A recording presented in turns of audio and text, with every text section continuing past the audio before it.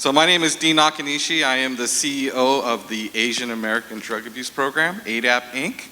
And this is Angela Bartolome, Clinical Director. Go ahead. So I am basically an administrator of AADAP, and we have our clinicians here. Is it playing, the video? I don't know how to. I'm not the tech person to. Oh, okay, we'll skip over that. Okay, we'll just do it straight into. No video? No video. So just really quickly, we're going to talk about our mission statement. AADAP exists to change lives and save families adversely impacted by substance abuse. It provides the diverse, multi-ethnic communities of Los Angeles a comprehensive whole-person approach in education, intervention, treatment, outreach, advocacy, and employment programs. AADAP distinguishes itself by embodying the Hawaiian concept of ohana, meaning family. Each individual who joins AADAP joins a family bonded together by its values, compassion, responsibility, and respect. So we kind of put this agenda back a couple months ago. So, but now that we're here, we kind of see the folks here. We thought I'd adjust it a little bit on approaching this. You know, Mark asked me to come up today. I wasn't sure what I would say, but I think it's important to just share a little bit about AADAP and AADAP's history and how we got here. I think we're one of the only service providers here today that provides substance use disorder. In 1968, there was 20 youths, Japanese Americans, that overdosed on barbiturates in the community of Los Angeles, throughout Los Angeles. But how the story came out was the coroner's office, there was a Japanese American coroner's office, reported that all of those 20 deaths were reported by the families as heart attacks, and that they were going to go unknown. So when the story was heard about that, JACL was one of the nonprofits at that time in 1968, ran the story about these deaths that happened. And the community, that was the revolutionary time, came together and started to think of an Asian drug program in the community. Mas Fukai and Gardena put a group together, and they wrote a proposal to the federal government, which was very controversial at the time, being it was not to take money from the man and that sort of thing.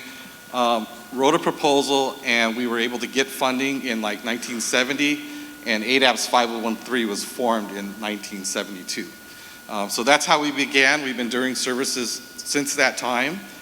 These are the different locations that we have.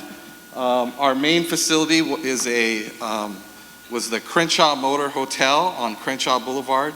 If you don't know, the Crenshaw area is a Japanese American community. It was one of the only areas after the war, World War II, that the African American community accepted the JAs in that area. So there was this large population there. A Japanese lady owned this Crenshaw Motor Hotel, and she leased it to us, and that's how we began. It was a drug-infested hotel, and they welcomed us to try to do something positive with that. So that's the birth of AADAP. That's how we began. And now we've kind of outreached. We've been serving the Inglewood population because of the Inglewood Drug Court has embraced us, and we've been working with those judges there. We're also in Gardena, where our original folks began. And then we're in Long Beach because of the Cambodian community there, Cambodia Town. We have outreach staff that specifically work with that group. And then we have a few other facilities right close to our office where we do sober living homes. What's next? So our general population is, we serve a higher percentage of females, mainly because we embrace that spirit of ohana. Our facilities, we allow the parents to bring their children in. So we have a lot of DCFS parents. Our residential is a 36-bed. We like the size of that, and it also allows them to stay with their children if they're under 5. So we do serve a higher population of females than we do males. So we are everybody will ask us your name, and they say, oh, so do you only serve Asians? And we always have to explain that we are in the Crenshaw corridor, which is, the population has changed, but we've been the primary drug treatment services there in that community. So our population reflects that. We'll talk a little bit about serving the API community later, but that's our general population that we're serving.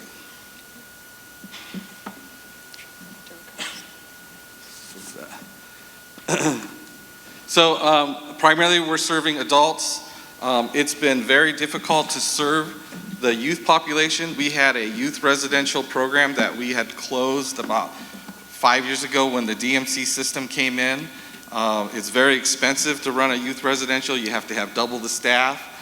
So there is a very low shortage of youth residential programs throughout LA County. There's only a couple throughout. This is an area that we're advocating for, that they have to do more services in that area. We also struggle servicing the schools with drug treatment services. We do field-based services, but there is a lot of bureaucracy dealing with those schools and getting those kids into our outpatient programs. But we do have a youth outpatient program and DMH program in Gardena, the Gardena office that we have. Okay, so we're going to be a little rogue and skip some slides for time. I did want to talk about some of the challenges in treatment. AADAP has been always very community-based, boots on the ground, doing services that weren't funded for decades before it was validated. And some of that is our harm reduction approach, being needle exchange before it was trendy, providing youth services in schools even if we're not funded, trying to get in access to communities more because we're trying to keep people engaged and alive. So some of the challenges we've experienced really focus on the bureaucracy of changing from a social model system into a medical model system, where a lot of our community-based approaches were kind of ruled out because you have to be sick enough to have certain severe diagnoses to come into a residential, versus when we used to provide services, hey, we had a mix of severity, we had a mix of readiness, we had a mix of gender, ethnic identities. That added the sense of collective family. A lot of the times in addiction, many people lose out their sense of family because of addiction shows up as often a root cause of underlying issues. And without seeing those underlying issues, so many more people feel it but can't articulate what are these challenges. What are the challenges of feeling, I didn't realize this was trauma. I didn't realize my fear of loneliness is why I will light up my pipe. So recognizing how these challenges show up also had to bring up our integration of how do we preserve our community-based approach in these medical model systems. So I really, being in a mix of providers, service resources here, really think about how are we making these accessible?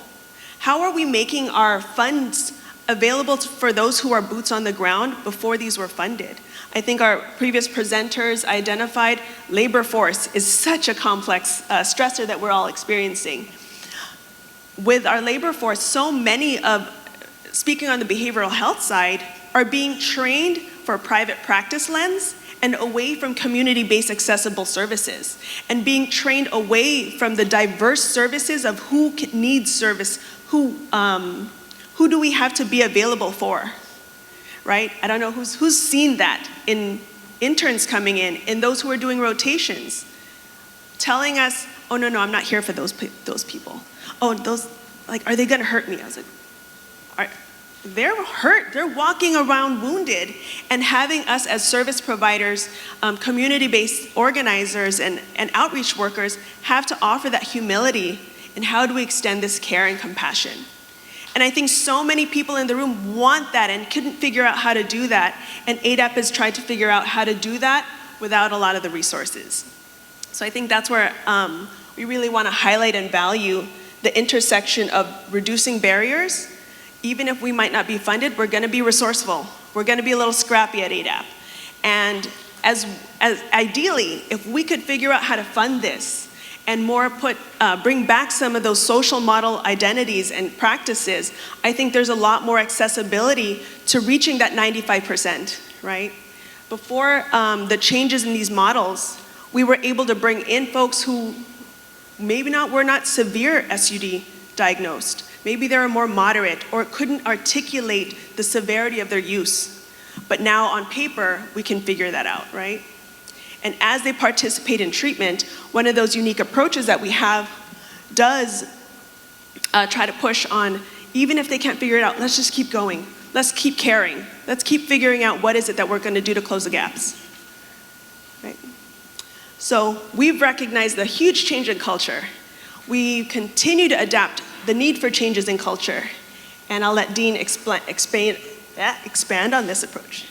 So I'll just talk a little bit about approaching different cultures.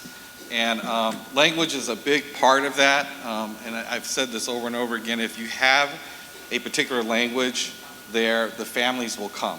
It doesn't matter what language it is. It could be someone from Nigeria or something, from anywhere in the world, if you have it there. For example, we had 2 Armenian staff that were in our employment services. And through those years that they were at AADAP, our numbers for Armenian was like 2 to 3 every year. And it was because of those 2 staff became the resource for their community. If they had somebody in need of a substance abuse problem, they were calling her. They were probably the only Armenian-speaking staff in the whole SAPSI system. So somebody had talked about labor force earlier in the day, and that is critical for substance abuse, just like any other field. I'll share a story. I did some outreach at USC a couple years ago, and I was speaking to the Asian students. It was an API event. And I was trying to see if any of them were interested in social work. And they were literally like laughing at me, saying how it's a kind of like a shame for them to even apply for this type of work because they're expected to be a professional, they're supposed to be an engineer, a doctor, and working for a nonprofit is just something that they're not looking to do. But it's a need. We need to figure out a way to attract people from different cultures to do this type of work. And everybody, what they had shared earlier about the mental health space, it's the same thing with substance abuse. But we need the different languages and the different cultures to engage into this work. Can I add, even if AADAP has 12 languages that we provide services in-house from our home boots on the ground community outreach, homeless outreach services, treatment, it's still not enough. We have the only Vietnamese speaking SUD counselor in LA County. There shouldn't be only one. We have a huge population of Korean speaking population within AADAP, but apparently we have a concentration of them in LA County. It shouldn't be this hard to find accessible care. And then I'll add about the stigma and shame that comes in the API language. It's very difficult for an API to even accept there is a problem and the denial, right? I think I see a lot of people nodding their heads because they know that. The Asians are supposed to be the model minority. They're not supposed to be in trouble. If you can't hold your alcohol, it's considered a weakness, right? So we have a lot of difficulty outreaching to this community. I have moms been calling me for years, telling me that my son has a problem, but she won't take the steps to bring the client in. We are doing our best to try to reach those communities. We're doing a huge Korean forum in June, and we're trying to market it where we're not calling it an addiction forum, we're calling it a wellness forum, and we're hoping that we can get the community out. So we had some flyers out there. If you know folks from the Korean community can help us outreach in that community. So a little deeper into our culture and our style with AADAP treatment services. So our therapeutic residential, as Dean mentioned, is co-ed. We allow parents with their children that are non-school aged. We're one of few that allow this integrated approach to rebuild a family entity, rebuild the energy of being in co-ed facilities safely and not seeing it as this toxic power dynamic, right? Really learn how to integrate back into community models. Integrating social activities such as we took clients to the home walk, United Walk, run together, and they're like, you're letting us go on our own? Yeah, are you gonna come back? Like, I'm asking you have to want to be in treatment, and we are gonna welcome you whenever you're ready across the spectrum of care. So we have outpatient and residential. We have our treatment animals, Trigger and Relapse, as well as our turtles, and really try to give somebody a diverse sense of responsibility from something as, okay, I'm just gonna wipe doorknobs today, just to figure out, okay, was I that thoughtful to, no, now I have to take care of another being. You might not be the parent, but let's have you take care of Trigger. He has appointments too, right? And if they can think outside of themselves and really be able to transition into our outpatient services, we have multidisciplinary teams that are trained in SUD and mental health. we have some that are boots on the ground, community-based SUD providers that have been providing for decades, and we value that collective approach. So that lens has to be side by side, where just because our titles are special doesn't mean that our approach has to be like this bureaucratic way, oh, you didn't get that diagnosis, you can't see that person. Our doors are open, even if we're gonna just eat together, even if we're going to sit together and talk. They'll do activities like planting a garden, creating mental health services, our community accessible family support groups that are twice a month, not just for AADAP families, but anyone that needs to just, hey, is this normal in addiction? Is this normal for treatment, right? So we're trying to integrate and normalize these approaches of what are sober activities that you can engage with to be part of something bigger than yourself. So. Can you flip to this one? Yep. Sorry, we're skipping ahead. Where are we at? Okay. So I think we can end on this one. I think one of the reasons why AADAP surviving through the DMC system, the billable hours things, we've had a hard time adjusting to that. So the joke earlier about the billable hours in heaven, we definitely feel that at AADAP. But I think one of the reasons why we've survived throughout these last years is we've got a very diverse set of programs.